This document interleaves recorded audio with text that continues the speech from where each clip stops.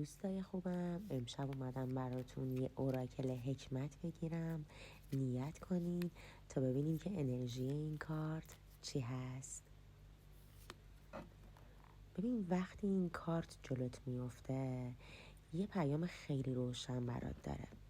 چه توی پول و کار گیر کرده باشی، چه توی عشق و رابطه، الان دقیقا سر یه دوراهی هستی.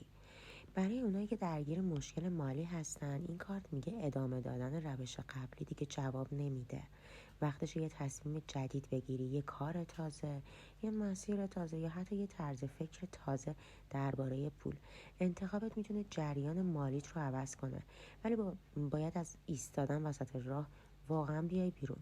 برای اونایی که تو احساساتشون گیر کردن میگه یا باید ادامه بدی یا باید رها کنی، ولی دیگه نمیتونی بین موندن و رفتن آویزون بمونی. تصمیم توئه که وضعیتت رو شفاف میکنه، نه زمان. اگه تو انتخاب نکنی زندگی به جای تو انتخاب میکنه. پس حالا وقتشه که یه مسیر رو با دل و جرأت انتخاب بکنی. دوست خوبم، اگه این ویدیو رو دوست داشتی عدد 888 رو برام کامنت کن تا با انرژی این کارت همسو بشی.